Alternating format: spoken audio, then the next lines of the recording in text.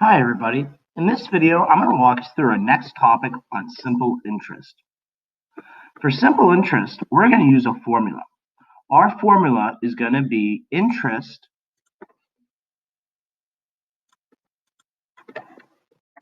equals our rate times our time. One thing I always call it is IPER. Well, let's go up here and type in what all of these words mean. So first we have our interest. Interest is the amount of money you earn for having your money in the bank. When you put money in the bank gives you interest for having your money in there. The next word we're going to go over is principal. Your principal is the original amount of money you're either putting into the bank or you're borrowing. R stands for rate. Your rate is the percentage at which your money will grow every year. And finally, T stands for time.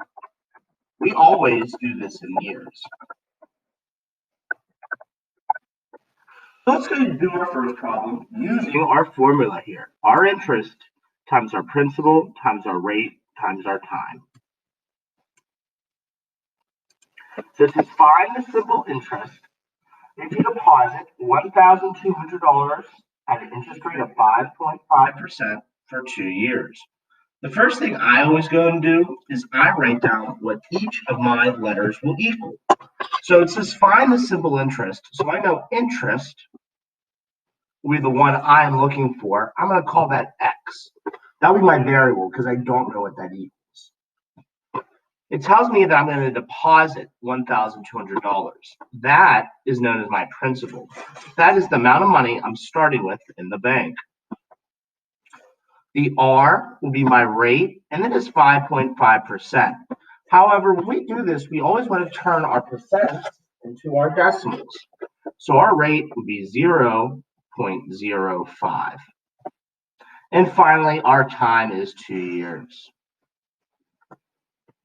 What I'd like to see us do now is we're going to go plug in these numbers into our formula up here.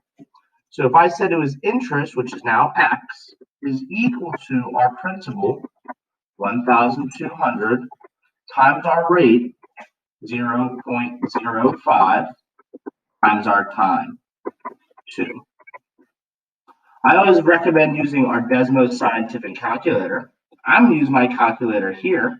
And if I go ahead and do this calculation, 1,200 times 0.05 times 2, I ended up with $120. So X would equal 120. That means my X is going to be my interest. So I'm going to erase this to give us a little room. And down here, I'm going to go ahead and type in our interest. So this is the amount of money the bank is going to give me for just leaving my money in there. Because I let the bank hold on to my money, they're going to give me interest. They gave me $120. However, for this problem, they wanted the total. So you need to think. If I had 1,200 and now they're giving me 120, what do I have in total? Well, what we need to do is add them. So we would have to add 120, our interest, plus our principal, the original amount we had. And if you went ahead and did this, we would end up with the answer 1,320. So down here, you're going to type in your final answer, $1,320.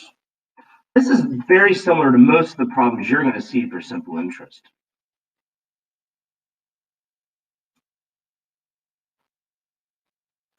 For this next problem, it says find the simple interest if you borrow $1,000. So that would be my principal. That is the original amount we are borrowing, $1,000. At an interest rate of 9.75. So that would be 0.0975. Remember, if you ever need to turn a percentage into a decimal, you just divide it by 100. And we need to do this for 4 years. It says find the simple interest. So that means, once again, I'll be looking for my interest, which was X. Now that I know what each thing equals, I can go ahead and type them in.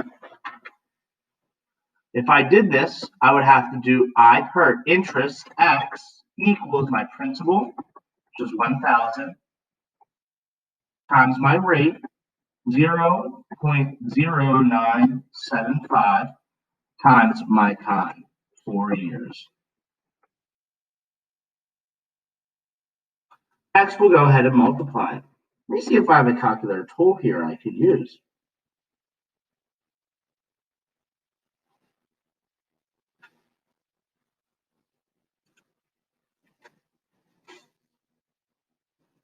There we go. So if I do this, it will be 1,000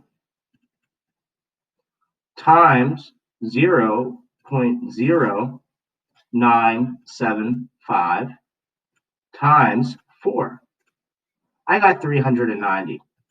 That lets me know X is equal to 390. So I just found my interest. I'm going to go ahead and type that in down here. I got $390. Next, I need to find the total. If I borrowed $1,000 and I had to pay that $1,000 and I had to pay my interest, so I had to pay someone $1,000 and I had to pay this 390, how much did I have to pay them in total? Well, I'm just going to add them up. And if you went ahead and did 390 plus 1,000, like I'm doing on the calculator here, we have our new total, 1,390.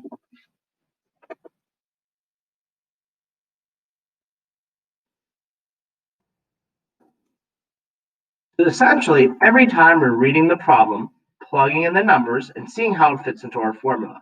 We just did the two most common types of problem. Let's do one that's a little different, that sometimes may trick us. So once again, I'm going to read the problem and write down what each of my letters are. If you do this every time, it'll be extremely helpful. Because sometimes you have the interest, you have the principal, maybe it's the time you're missing, or maybe it's the rate you're missing. So sometimes it's not always your interest you're missing. This next one says find simple interest if you deposit $1,250. So that would be my principal. That's the original amount we're putting in the bank, $1,250 at a rate of 3.5%. That'd be 0.035 for 6 months. So realize 6 months is not a year. We always do time in years. So to figure out what that would be, you would think, well, there is 6 out of a total of 12 months. So if we had to do 6 divided by 12, we would get 0.5. I'll pull up my calculator just to prove it to you. There's 6 months, we said, but we know there's actually a total of 12. So that means that's going to be half a year, 0.5. So I'll type in 0.5 as my time. Looks like interest is what I'm missing again. I'll call that X. Next, it's time to plug everything into my formula. Our formula is interest, which will be X, equals our principal, 1,250, times our rate, 0.035, times our time, 0.5. Next, once you have it all written out, go ahead and multiply it to find your X. Multiply them all together.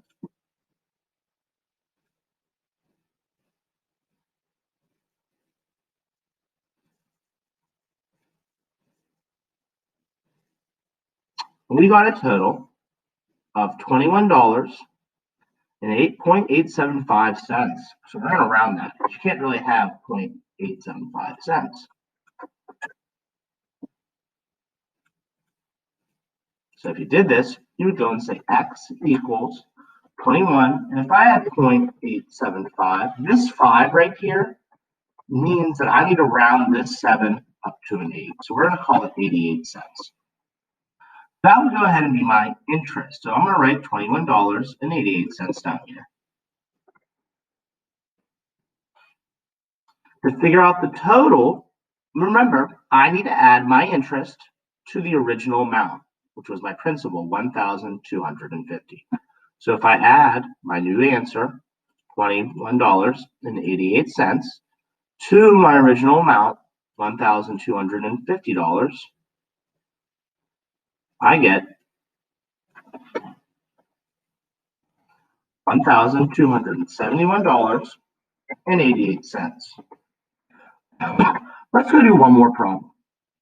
This last problem was one of the problems I was talking about. Well, you may not necessarily have your interest, you'll have something else. So as an example for this problem, it says 4 years ago. So right away I know that's my time. I deposited, whatever you deposit, that's your original amount, that's your principal, $500 into a savings account. But they forgot the interest rate. They don't know our rate, so our rate's going to be the X. And they told us simple interest was $140.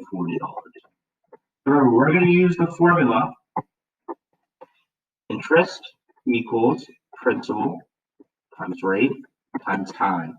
I always call it I per, just a little way to remember.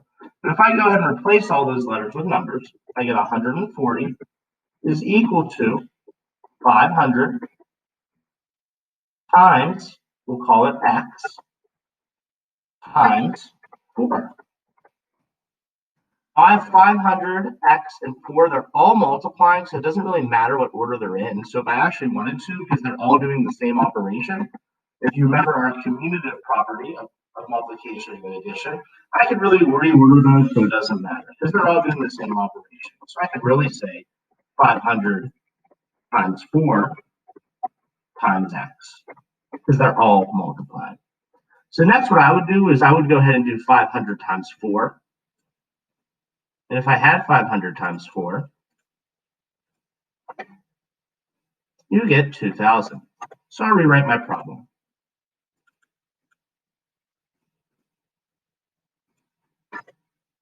$140 is equal to 2,000 X. The next step, if we remember our 1 and 2 step equations, I have 140 equals 2,000 X. Well, 2,000 and X are multiplying. So how do we cancel out multiplying? We divide. So you would have to divide on both sides 2,000 to both sides. So I have to divide 2,000 there. I have to divide 2,000 there. Once we went ahead and did this, 140 divided by 2,000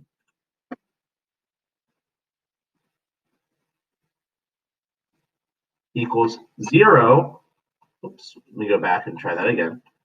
0.07.